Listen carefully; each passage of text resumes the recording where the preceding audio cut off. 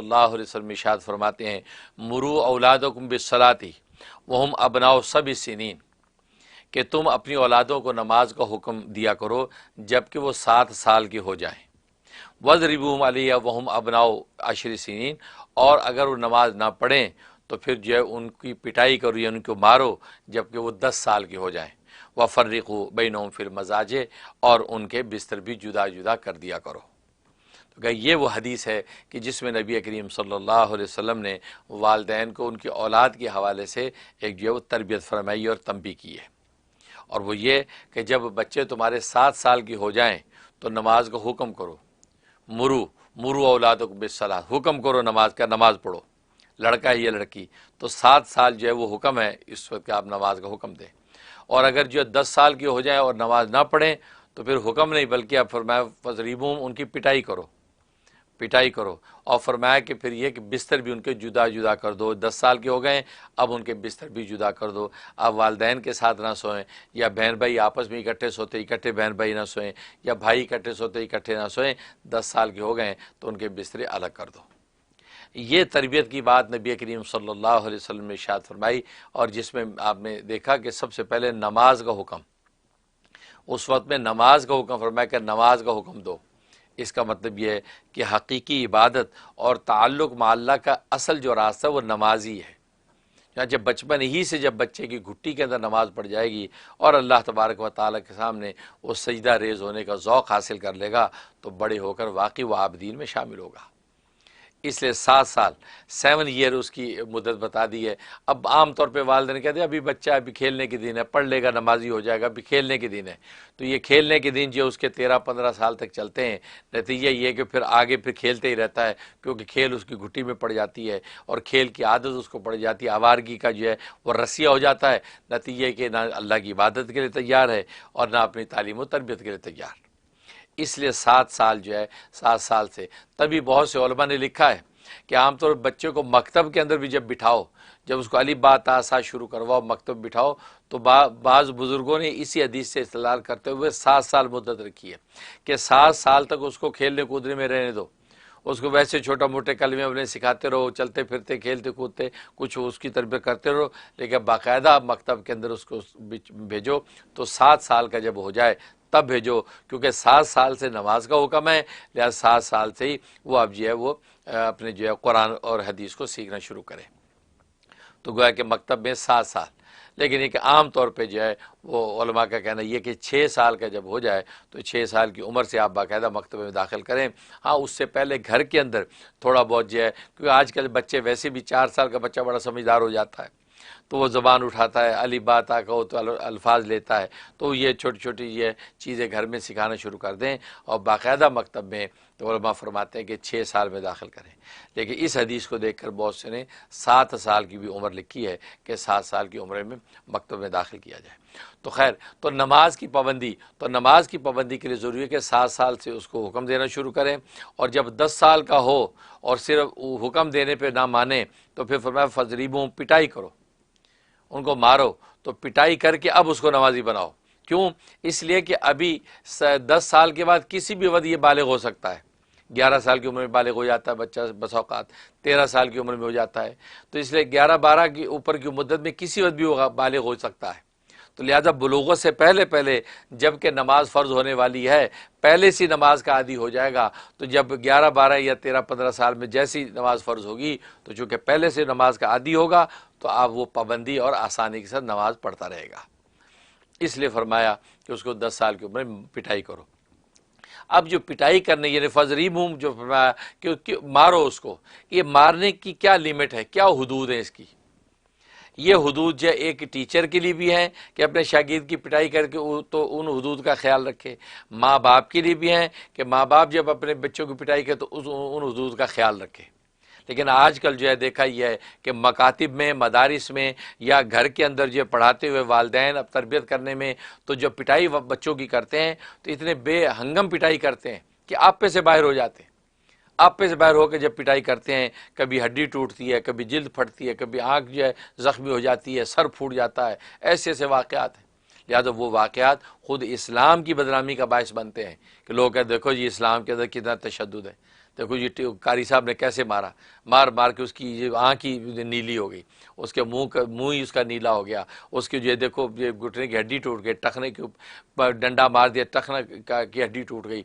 तो ये सारी चीज़ें फिर इस्लाम की बदनामी का बायस बनती है। हालांकि इस्लाम ने ऐसी कोई तालीम नहीं दी कि आप उसकी हड्डी तोड़ दें या उसका मुंह सुजा दें, या वालिदैन को कहा कि इतनी पिटाई कर दो कि बच्चा जो है बिल्कुल जो वो सूज के बिल्कुल कुप्पा बन जाए। और होता है, माओ को गुस्सा आता है, इतना मारते हैं कि बच्ची की शक्ल बिगड़ जाती है। बाप को गुस्सा है तो उसे जूता उठाया तो बस फिर वो दम ही नहीं ले रहा, मारे जा रहा है। और फिर यहाँ मगरबी दुनिया के अंदर तो हमने देखा कि वो बच्चा जो बचपन में माँ बाप की पिटाई उसने खा ली, लेकिन अब जब वो 17-18 साल को पहुँचा तो वो उसी पिटाई को याद करके घर छोड़ता है। कहा कि पापा ने मुझे बचपन में मारा था, इतना मारा था कि वह उसी वक्त से पापा की नफरत मेरे दिल में बैठ गई थी। मैंने सोच लिया था कि बस वक्त मुझे मिले मैं पापा को छोड़ के चला जाऊँगा। अब पापा जी परेशान, अब वो कहते कि बेटा वो तो मैंने तुम्हारी तरबियत के लिए मारा था, मैं तेरी खातिर मारा था, तू अच्छा बन जा, तू अच्छा पढ़ जा, लेकिन तू वो कहता नहीं। तो ये मारने का तरीका है। माँ को बेटी माँ से कहती आपने फलां वक्त में मुझे ऐसे मारा, मेरी इंसल्ट की, मेरी तौहीन की। तो ये असल में ये माँ बाप खुद अपनी तरफ से खुद साख्ता सज़ाएँ मुतय्यन करके अपने बच्चों को भी हमसे अपने आप से बदगुमान करते हैं, नहीं तो और इस्लाम से भी बदगुमान करते हैं। हालांकि इस्लाम ने आपको इस तरह मारने की इजाज़त नहीं दी, इस्लाम ने इस तरह औलाद को इंसल्ट करने की इजाज़त नहीं दी। औलाद की भी एक इज़्ज़त, उसको एक ख़ास किस्म की आप तरबियत और अदब के अंदाज में उसको इज़्ज़त भी दें। लेकिन नतीजा ये होता है कि औलादें वो नोट कर लेती हैं, और यहाँ ख़ास अमेरिका यूरोप के डिफरेंट किस्म के कल्चर्स और मुआशरे में वो उनको वो सब चीज़ें याद आती हैं। वो कहते हैं कि टीचर से शेयर कर लेते हैं बच्चे, कहा जी हमारी अब्बा ने तो यूँ हमारी इंसल्ट भी की और यूँ हमें मारा था और अम्मा ने यूँ किया था, लिहाजा वो बच्चे घर छोड़ के चले जाते हैं। कि मेरे पास जो लोगों की फहरिस्त है कि जो बच्चों को बचपन की एक पिटाई याद थी अब्बा की, उस वजह से वो नफ़रत करता मैं करता था, लिहाजा आज मैं अब्बा को छोड़ के जा रहा हूँ। इसमें कसूर वालिदैन का अपना है। हाँ, इस्लाम की जो हदूद है मारने की, जो नबी करीम सल्लल्लाहु अलैहि वसल्लम जिक्र कर रहे हैं, तो उसकी हदूद उलमा और फ़ुक़हा ने मुतय्यन की हैं। उन हदूद को नोट कर लीजिए, उन हदूद के मुताबिक आप जब पिटाई करेंगे तो इंशाल्लाह ना तो लॉ ऑफ लैंड के मुताबिक कोई जुर्म होगा, और ना इस्लाम के ज़ाब्ते से आप निकलेंगे, और ना औलाद के लिए किसी किस्म की कोई शिकायत बनेगी। यानी लॉ ऑफ लैंड, अब अमेरिका यूरोप के अंदर बच्चों की पिटाई की इजाज़त नहीं है, फ़ौरन आप वो 911 में कॉल कर दे बच्चा तो आ जाते हैं। लेकिन इस्लाम ने जो हदूद बताई हैं उन हदूद पे आप अमल करें तो लॉ ऑफ लैंड के मुताबिक वो जुर्म भी नहीं बनता और तरबियत और तादीब भी बनती है। इसलिए जो फ़ुक़हा इस्लाम ने उन चीज़ों को वाज़े कर दिया है अहादीस की रोशनी में, उसमें सबसे पहली शर्त यह है कि अगर आपने हाथ से मारना है, हाथ से तमाचा मारना है, हाथ से मारना है, तो पहली शर्त यह है कि मुंह पे तमाचा नहीं मारना। मुंह पे मारने की इजाज़त नहीं, मुंह पे मारने की इजाज़त नहीं है। कहाँ मारने की इजाज़त है? कमर पे मारने की इजाज़त है, या ये रानों के ऊपर मारने की इजाज़त है, या चूतड़ है चूजों पे मारने की इजाज़त है। तो गोया कि ये गोश्त वाले हिस्से के जिन हिस्सों के ऊपर मारने से हड्डी के किसी टूटने का ख़तरा नहीं है, तो उन हिस्सों के ऊपर मारने की इजाज़त है। या सीने पे भी मारने की इजाज़त नहीं, आप सीने पे ज़ोर से मार दें, सामने दिल है, नाजुक जो है वो सूरत हाल है, तो किसी किस्म का पसलियों को नुकसान पहुँच सकता है, क्योंकि ज़ाहिर पसलियों के ऊपर गोश्त नहीं है। लिहाजा गोश्त वाले हिस्से राने हैं, इसी तरीके से बटक्स हैं, तो और इसी तरीके से इंसान की कमर है, इनके ऊपर मारना है। तो हाथ से मारना है तो ये लिमिट है बदन की। और फिर हाथ से मारने के वक़्त में हाथ उठाना कितना है? तो हाथ इतना उठाना है कि आपकी बगल नहीं खुलनी चाहिए। ये बगल, ये कोनी यूँ समझिए आप अपनी बगल के साथ लगा के रखें। सिर्फ आपको मारना है तो आप ये अपने गट्टे की ताकत से मारना है, ये गट्टे की ताकत, ये या गोया कि आप यहाँ हाथ बांध लें अपनी पहलू के साथ, अब आप पिटाई करें।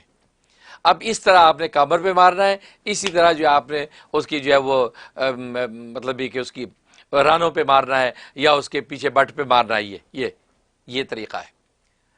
ये नहीं कि इतना हाथ उठाया कि आपकी बगल खुल गई, तो ये तो आपने हाथ की इतनी बड़ी ताकत के साथ जब मारा है तो कमर पे भी मारेगा तो बच्चा तो 5 फुट दूर जा गिरेगा। इसकी इजाज़त नहीं है। कारी साहब को भी इसकी इजाज़त नहीं है, वालिदैन को भी इजाज़त नहीं है। तो लिहाजा ये हाथों और ये गट्टे की ताकत, और गट्टे की ताकत के साथ जब आप चपत लगाएंगे आप खुद अंदाज़ा लगाएंगे कि कितनी तकलीफ़ होगी। बस उस बच्चे को ये फील होगा कि हाँ मेरी पिटाई हो रही है। और मैंने जो गलत किया है आइंदा मुझे नहीं करना चाहिए, देखो मेरी पिटाई हो रही है, इससे ज़्यादा ना चमड़ा फटेगा ना हड्डी टूटेगी। तो ये हाथ से मारने की लिमिट है और चेहरे पे मारने की इजाज़त नहीं। और आज आप देखते हैं कि उठते ही सबसे पहले थप्पड़ पड़ते ही चेहरे पे है। कारी साहब ने मारना सीधा मुंह पे थप्पड़, बच्चा पलट गुजर जाता है। बाप को गुस्सा उसे उठा, सीधा थप्पड़ मुंह पे। बीवी की तरबियत के लिए मारना है तो जैसे कुरान ने इजाज़त दी है कि बीवियां अगर नाशिदा नाफरमानियाँ करें, बदज़बानी करें, तो आप उनको जो उस वहाँ भी इजाज़त दी कि आप पिटाई कर सकते हैं, तो वो भी सीधा बीवी के मुंह पे थप्पड़ और उसके बाल पकड़ के मरोड़ के उठा के फेंका दीवार के साथ। नहीं, इस्लाम ने कभी इजाज़त दिया? उसको बीवी की तादीब के लिए भी इतनी इजाज़त है कि आप इस गट्टे की ताकत के साथ उसकी कमर पे मारें या उसके बट पे मारें या उसके रानों पे मारें, उसके ज़्यादा की इजाज़त नहीं। आप जो नतीजा ये कि आज तो सीधा थप्पड़ बीवी के मुंह पे, क्योंकि वो जालिम शौहर इसी तरह बीवियों पर जुल्म ढाते हैं। और बीवी 5 फुट दूर जाके गिरती है, उधर दीवार पे लगी, टेबल से सर लगा, ज़ख्मी हो गया और चेहरा बिगड़ गया। चेहरे पे मारने की इजाज़त नहीं, बल्कि एक रिवायत में जो आती है कि चेहरा जो है अल्लाह तबारक व तआला ने खुद बनाया है, खुद अपने हाथ से बनाया है। गोया कि ये खसूसियत के तौर पे बताया कि चेहरे को अल्लाह तबारक व तआला ने जो खसूसियत अज़मत दी है, बाकी जिस्म के किसी उज़्व को हासिल नहीं है। चाचा अगर आप गौर करें तो इंसान के जीने रहने के सारे औसाफ जो चेहरे के अंदर है। देखना चेहरे के अंदर है, सूंघना चेहरे के अंदर है, बोलना और चखना चेहरे के अंदर है, और ये सुनना चेहरे के अंदर है। यहाँ तक कि ये 4 हवा से खमसा तो हो गए। और अगला छूना, कि छूते आप सख्ती नरमी का जो अंदाज़ा लगाते छूते हैं, छूने की सलाहियत जैसे हाथ पैर में है ऐसी आपके चेहरे में भी है। आप गाल अगर लगाएं किसी चीज़ के साथ तो उससे आपको अंदाज़ा हो जाएगा ये चीज़ गर्म है या वो चीज़ सख्त है या वो चीज़ नरम है। तो देखो वो कुव्वत लामिसा, तो कुव्वत बासरा, कुव्वत शामा, कुव्वत सामिया, कुव्वत ज़ायक़ा और कुव्वत लामिसा, पांचों की पांचों कुव्वतें अल्लाह चेहरे में रखी हैं। चेहरा इतनी बाज़मत चीज़ है और आप उठते सबसे पहले तमाचे ही चेहरे पे पड़ता है। इसलिए पहले ये शर्त नोट करें, चेहरे पे नहीं मारना और ये गोश्त वाले हिस्से इनके ऊपर मारना है और ये हाथ के गट्टे के साथ। अब रहा ये सवाल कि अगर छड़ी से मारना है तो छड़ी की क्या लिमिट है? तो छड़ी की लिमिट यह है कि ये शहादत की उंगली जो आपकी है इससे ज़्यादा मोटी छड़ी नहीं होनी चाहिए। जो मारने वाला उसकी अपनी उंगली का एतबार है, ये नहीं कि वो जो किसी जो वो भोलू पलवान की उंगली की मुताबिक इतना मोटा डंडा लेके आ जाए कि भोलू पलवान की उंगली तो इतनी है। ये मारने वाले की उंगली, अगर उसकी उंगली मोटी है तो, छोटी है तो, पतली है तो, ये उसकी मोटाई की वो मिकदार है कि उंगली की जो मोटाई पर उसकी आपकी छड़ी होनी चाहिए। लंबी कितनी हो? ये हाथ से लेके ये कोनी तक, ये एक हाथ इतनी लंबी होनी चाहिए बस। ये हाथ जितनी लंबी ये, और मारने का तरीका वही, ये गट्टे की ताकत से, कि आपकी बगल नहीं खुलनी चाहिए, इस तरह आप मारें। आपने छड़ी कहाँ मारनी? चूतर पे मार दी, कमर पे मार दी है, ज़्यादा से ज़्यादा इस तरीके से रानों पे मार दी। ये नहीं कि छड़ी आप टखने पे मार रहे हैं। बहुत से हजरात को तो देखा है वो तो टखना, वो गिट्टे वेग वेग के मारेंगे, गिट्टे चक गिट्टे वेग वेग के मारांगा मैं। कारी साहब लगे होते हैं, मैं गिट्टियाँ से मारांगा। वो छड़ी गिट्टे पे पड़ती है, टखने पड़ती है, आपको पता है कितनी तकलीफ है। वो कोनियों को उठवा के कोनियों पे मारते हैं, मैं कोनियाँ से मारांगा मैं। ये क्या फजूल बात है, आप इस्लाम को बदनाम कर रहे हैं। इस्लाम ने आपको इसकी इजाज़त नहीं दी। आप गोश्त के हिस्सों पे मारें, क्योंकि हड्डी के हिस्से पे तो छड़ी मारने की इजाज़त भी नहीं है आपको, क्योंकि हड्डी टूटने का अंदेशा है। अब ये उंगलियों करवा के यहाँ मारते हैं छड़ियाँ, उंगली टूट सकती है, इसमें हड्डी है। तो नतीजा है कि हाँ हाथ है, ये हाथ की तरह तेली की तरह गोश्त है, हाँ यहाँ आप छड़ी मारें, लेकिन किस तरह? इसी तरह ये आपकी गट्टे में जितनी ताकत है। अब मुझे बताइए, इन हुदूद शरीयत को सामने रख के अगर पिटाई की जाए तो मैं दावा तो नहीं करता, लेकिन मुझे जहाँ तक ख्याल है कि law of land America, Europe का लॉ ऑफ लैंड भी आप पर इतराज़ नहीं करेगा कि अगर कुछ भी नहीं हुआ, इससे ना निशान पड़ा, इससे ना जो है हड्डी टूटी, ना ज़ख्म पड़ा है और उसकी तादीब हो गई है। लॉ ऑफ लैंड के मुताबिक भी पुलिस आपको मुजरिम करार नहीं देगी, लेकिन जब आप यूं उठा के छड़ी और जोर से मारेंगे तो फिर तो नील पड़ेगा पूरी कमर के अंदर, पूरे चूतड़ों पे नील पड़ेगा, और रानों पे मारेंगे तो नील पड़ेगा। तो अगर बीवी है तो बीवी दिखाएगी तो ज़ाहिर वो तो जुर्म ही बनेगा। कमर दिखाई तो पूरा नील पड़ा हुआ है। इसलिए मेरे दोस्तों बुजुर्गों नाज़रीन इन चीज़ों को समझें, इस्लाम को जो है मिसगाइड ना करें कि आप इस्लाम की इस तरह तशरीह करें अमली तौर पे कि असल इस्लाम की जो सूरत बिगड़ जाए, हालांकि इस्लाम ने आपको इसकी इजाज़त नहीं दी। इसलिए नबी पाक सल्लल्लाहु अलैहि वसल्लम फरमाया फजर वज़रीमुहुम, उनकी पिटाई करो, लेकिन पिटाई की ये हुदूद है, इन हुदूद को अच्छी तरह अजबर कर लें और इन हुदूद के मुताबिक आप मारें और अल्लाह की मशीयत समझ के अदब के लिए मार रहे हैं। इस तरह आप करेंगे, आप देखेंगे उस इत्तिबा सुन्नत इत्तिबा शरीयत की बरकत से आपकी मामूली सी तंबी की वजह से खैर के फैसले होने लगेंगे। लेकिन होता ये कि आप अपनी जज्बात की और तबीयत की वजह से जब पिटाई करते हैं। इसे हज़रत हकीमुल उम्मत मुजद्दिद मिल्लत मौलाना शफ़ी अली थानवी रहमतुल्लाह तआला ने बड़ी खूबसूरत बात लिखी है। कहा कि अपनी औलाद हो या आपके शागिर्द हो, जब आपको गुस्सा आया हुआ हो तो गुस्से के वक्त आप पिटाई ना करें। अब गुस्से को पिटाई ना करें, गुस्से को तो उसको तंबी कर दें। कहा कि अच्छा मैं तुम्हें दूसरे वक्त पूछूंगा, तुम्हारी मैं खबर लेता हूँ, अभी आता हूँ। फरमाया कि ये कह के निकल जाए बाहर या अपने काम में लग जाए, वो क्योंकि गुस्से के वक्त आप, और गुस्से को जब आप पिटाई करेंगे तो हुदूद शरीयत को क्रॉस कर जाएंगे, क्योंकि आपका गुस्सा उसमें शामिल हो गया। जब गुस्सा आपका ठंडा हो गया अब आप पिटाई करें।